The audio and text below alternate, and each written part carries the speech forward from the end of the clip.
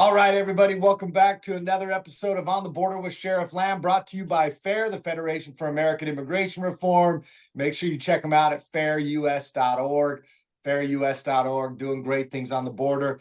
And what they allow us to do is bring great guests to you as well. Sheriffs from all across the country are usually my favorite guests. I've done some politicians, don't hold it against me, Sheriff, but sheriffs are always my favorite guests. And today I've got Sheriff Rob Milby from Wayne County, New York, and we're going to be talking about border. You might be thinking to yourself, New York? Well, we're going to talk about it. We're going to get into it. But let me introduce my guest to you. Sheriff has been in law enforcement since 1995. He's going to tell us where you started, but I know you started a couple different places. You worked in some areas, started moving up the ranks as early as 1999 as a sheriff, and recently was elected as the sheriff of Wayne County and took over on January 1st of 2022. And so it is my great pleasure to introduce a great American, a great sheriff, Sheriff Rob Milby from Wayne County. Thank you for joining us today. Good afternoon, Sheriff Lamb. Thanks for having me. Well, we've got to know each other through border stuff, actually. You know, not only are you working with the Border Security Council of the NSA, we recently saw each other here in Arizona in my backyard at the Southwest Border Coalition conference. What has driven you as a sheriff from New York? I think some of these folks may want to know what has driven you to get so involved in the border stuff. Well, actually, so yeah, you're correct. I began my first term in 2022. And I started to, that my way of doing things is sit back and just observe and see what it is that, that needs attention. And my whole drive for getting into the border security realm was driven from ignorance, much like the rest of the country. We're only hearing things on the news. We're only hearing what we were supposed to be hearing from the news or from whatever party was interested or whatever people are interested in their agendas and whatever the slant was that we were supposed to hear. And I wound up getting a briefing from the NSA president back in 2024, Kieran Donahue, and he had an awful lot to say about what was going on, woke me up to the fact that maybe we're not hearing the truth. So I became interested in the National Sheriff's Association Border Security Committee. In June of that year, I was put on it. By September, Sheriff Donahue had given me an invitation to go down and actually tour the southern border. I wanted to see how things on the south were actually affecting things in the north, particularly Wayne County. That's my job. I was elected to protect the people of Wayne County, and that's what I set out to do. So I had my tour. I went down south, and boy, did I get a brain full of information that I wasn't hearing from mainstream media. It was quite the eye opener. So in further discussions with gentlemen from NSA and the Border Security Committee there, I had found out that they had actually asked for help from the Northeast for many years, and they didn't get a lot of response. So I came back to New York, and I started having conversations with my fellow sheriffs in the state, and I started screaming a little bit that we should step up to the plate. And we should answer the call, and that old saying, "Be careful what you wish for." Well, they said, you know what, that's a good idea. As a fact, you should be chairman of whatever we do. So we formed the Northern Border Security Committee in the state of New York through our Sheriff's Association, and it's been quite the ride since. The purpose. I mean, our mission for this is it's all about public safety. It's about national security. It's about the humanitarian effort. We're in line with the National Sheriff's Association. And there's just an awful lot of information to be garnered by sharing with each other. Typically law enforcement, whether it be local, state, sheriff, federal, we all used to work in silos. We've been, we're late to the party, but we're finding out that the best way to combat anything is by sharing information and working together. We're much better, as a unit than we are in silos. So isn't that the truth? Isn't that the truth? Absolutely. So I got a lot of education from the South, brought it to the North. And what we've been doing with the Northern Security Committee up here, the Northern Border Security Committee, is inviting different players to the table. We've established relationships with our Border Patrol agents, with our Canadian partners to the North. They're also at the table with us. And things are going well. And we're finding out an awful lot of information, but just by being at the same table. Well, I appreciate you stepping up and doing it. And for those Americans across this country who are listening right to us right now, I think people think New York and they automatically go New York City and they don't really see it oftentimes as a border state. I'm going to have you kind of tell us where your county is because I looked on the map. You're up there by Rochester, up along the Lake Ontario. But I recently, and I've been involved in the border stuff for years since I became the sheriff, and I've been very vocal. And like you said, it's amazing that the media doesn't share the stories exactly how they really are. So I love that you went down to the southern border. I wanted to do the same thing to the northern border because I've been very, very well versed in the southern border. So I actually went with Fair. Fair took us a whole group up to Maine, and we went up to the top of Maine and to the border there. Boy, was I surprised to see there's nothing. It literally was where the grass was mowed was the America side, where the wheat was cut down was the America side, and on the other side, where it was about 2 feet tall, was the Canada side. And that's it. Like that's what was separating America from Canada. And Canada's been a great partner, but what concerned me for a long time was who was coming in.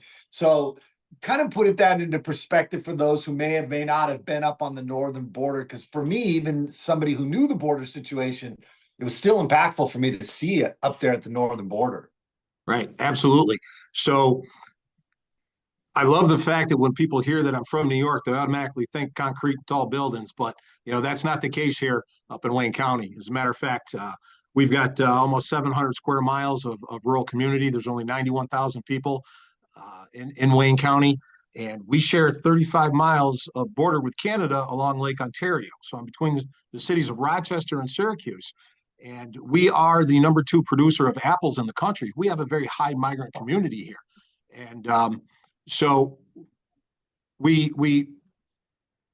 see an awful lot as in the way of farm country. We see an awful lot. We don't see an awful lot in the way of city streets, and city crime.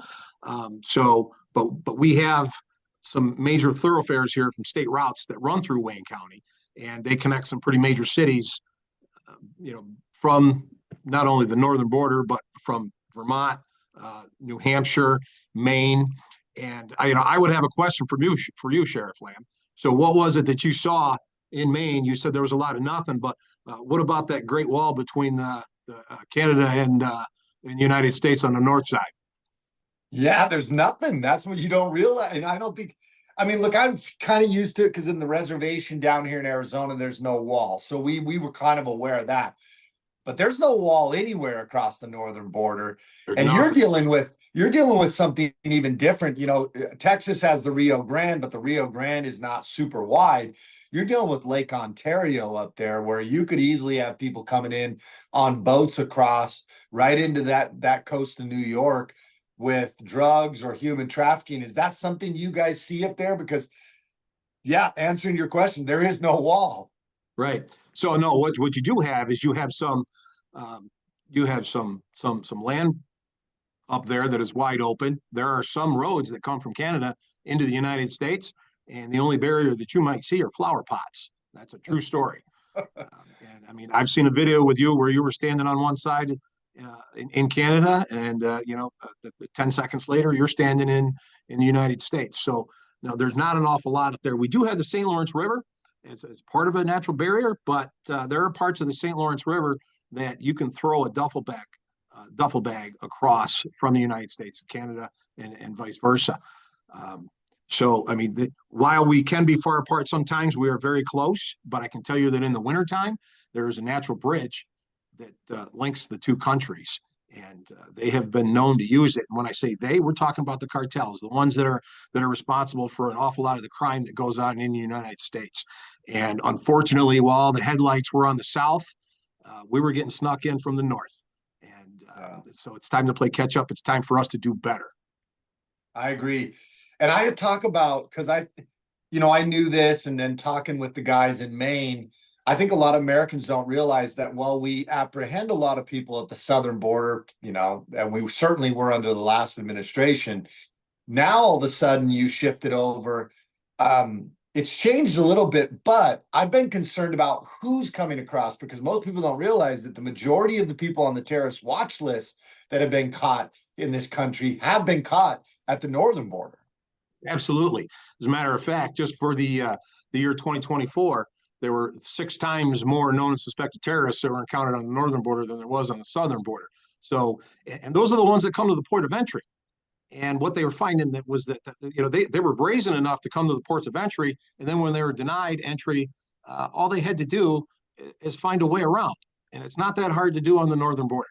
As a matter of fact, they were making a money making trade out of it for several years before the headlights started to change direction, before we started tightening things down on the south. To give you an example, just on the northern border alone, just in the Buffalo and Swanton sectors alone, which is the states of New York, Vermont, and New Hampshire, there were in the year of 2024, there were the total of encounters matched the total of the last 17 years combined. Oof. For encounters on the northern border. And what we're finding is, I mean, we're talking about 97 different countries. We're not talking about what some would have us believe about going after the poor American dreamers from Mexico. As a matter of fact, less than half of them are from Mexico. We're seeing an awful lot, talking to my counterparts in other states besides New York, and we're seeing an awful lot of Romanians and Chinese. As a matter of fact, shortly after Gaza, the NSA sent a fact-finding mission over there, and those poor people that were enduring that tragedy at that time still had the wherewithal to turn to our people and say, "We are so sorry that the people that mean you harm are in your country.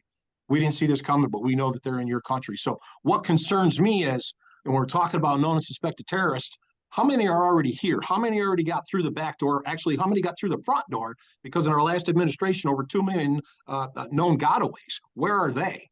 They're in this country lying low, waiting for their orders. And I don't mean to sound like a conspiracy theorist, but we've been this route before.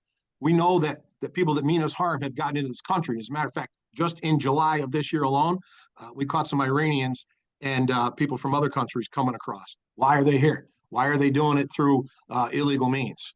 Why are they looking to be undetected? Again, that's where I go back to, we need to unify fronts. We need to sit at the table together. We need to educate each other as to what's going on in our respective areas in order to protect those people that we're sworn to protect. Wow, such a great point, Sheriff, because I've been saying for a long time, which you just so well eloquently put, the wolf is already in the house. We people talk about, well, we see this, well, we see that. They're in the house. Yeah. Now we got to go room to room and find those wolves and remove them from the house, because if we don't, we're in trouble. We're putting ourselves at risk. I've been saying for a long time, and I think you've seen it firsthand. You've been in this profession for 30 years. I think we're so conditioned as Americans to see terrorism as a bomb going off or as a plane crashing into a building or guns, somebody shooting a school up. When in reality, I feel like terrorism has already been taking place. Whether it's the cartels in Mexico or the precursors from China, what we have seen is drugs killing Americans, fentanyl poisonings, and methamphetamine. I would say that is probably that is the terrorist threat, and it's killing more people than any army has ever managed to kill as Americans, and they're killing civilians. And I don't see people as up in arms as they should be, and certainly not over the last 4 years. I want to talk to you a little bit about what are you seeing, because here in Arizona, we see all types, cocaine, everything, but we've been that launching point, and in particular, our state is known. I mean, we get a lot of methamphetamines and a lot of fentanyl. What are you guys seeing on the northern end? Are you seeing some of that coming from that northern border, or is it still making its way up from the southern border? Talk to me a little bit about the drugs in your state and in particular up in that area where you're at in northern New York. Well, it's funny you mentioned the different ways that they're coming at us, and what we're finding out through some of our intel gathering is that the cartels were bringing things in through the north, and they were using our own kids to help them do that. And what do I mean when I say that? They're they're very affluent as far as cash goes, and they can offer our kids cash to do just about anything, knowing the system and using the system against us. Convincing our own kids through whatever means that they contact them, whether it be through social media or if they just approach them on foot. But they can offer them money, knowing that if they can utilize these kids to distract us, that the kids probably aren't going to get much in the way of consequences for it. But boy, I mean, just think about it. If you've got a car that's non-compliant going down a highway, we'll use the Northway here in New York State, for example. There's a distraction there. What happens when an officer calls out that he's got a non-compliant vehicle? We all come to the party, right? We all show up. There's the distraction that you need in order to get your shipment right by the police. Mm-hmm. That's just one, very simple example of the things that they're doing. But we are seeing a bit of an influx of cocaine right now. The fentanyl is still there. As a matter of fact, just in the last 2 years, the overdoses that we've experienced in my county, 66% of them involved fentanyl, and as well as xylazine. And we know that that's a favorite cartel mix. So we know that the problem is still there. While things might be getting shut down or choked off just a little bit, we know that they're a couple of steps ahead of us. Whether they're using technology against us, whether they're finding different ways to make the tunnels through the southern border, as you will, they're always staying one step ahead of us. And right now, we've certainly got to play catch up here in the North Country. And I would suggest that not only do we have the Northern Border Security Committee here in New York State, that needs to be joined with other forces across our northern border in order to combat this epidemic of the drugs that are coming through, that's the driving force behind it all. And I'm going to suggest, with some of the investigations that I've been involved in, that every single county that we have in the United States has some form of cartel criminal enterprise touching it. Yeah, I have said if they sell drugs in your community, you have cartel that's touching your county. And that is the case everywhere. I don't want to be the guy that just focuses, and I know you're not this kind of guy. You're a problem solver. You come in, you want to handle the situation, which I think it's evident by the fact that you've joined and gotten so involved in the southern and northern border pieces. I don't want to focus on we obviously know there's a problem. We've talked about it. What do you see as some things that can be done from a state, from a federal level? What would you like to see as a sheriff as a fix to some of the issues that we've talked about today? Well, as far as as far as our own state goes, with the state of New York, we know that we've got some prohibitors in place. As a matter of fact, I myself could get arrested if I share Department of Motor Vehicle information with our federal partners. To me, that is a complete injustice. We need to work together. That is nothing but that's politics at its finest, is what that's all about. And we need to break down those walls, because we are finding that we shouldn't have to spend our efforts in being creative in order to fight the bad guy, in order to find ways to put handcuffs on those that are doing wrong in our communities. We should be given the tools and the support, not only from our state governments, but our federal governments, to be able to get together and do these things with a combined effort. So any of the prohibitors that we have out there, and I understand that actions have consequences. I understand that my state's inability to cooperate with the federal government has sanctions, by cutting off some of the federal funding that's supposed to be coming our way. I would just ask that some people take a look at the big picture here and make sure that they aren't cutting off funding to law enforcement. You can have arguments in politics all day long, but don't cut off safety and security to those that we want to enjoy their sleep at night. Yeah, 100% agree.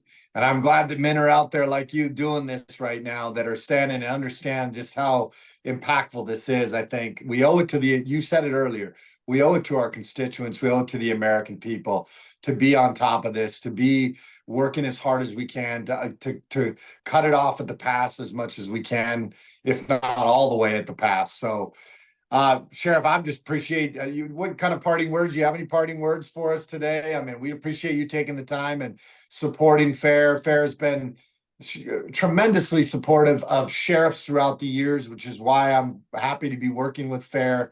And they consistently try to give information to not just sheriffs, but other people across this country. Thank you. So thank you for coming on and doing this. Any parting Absolutely. words for us today? Absolutely. Well, two things come to mind. Number one is, you hear an awful lot of rhetoric out there, and you hear the people that step up to the plate who say, they try to call BS on what the government's doing, on what ICE's mission is. And I would just say that every time I hear somebody that steps up and either assaults our federal agents or asks for them to be fully disclosed as far as taking their masks off and things like that, all they're doing is they're supporting the hate against law enforcement. Um, all I hear when I hear that is I hear people that support not only drug smuggling but kidnapping, um, drug trafficking. That's what I hear: support for lawlessness.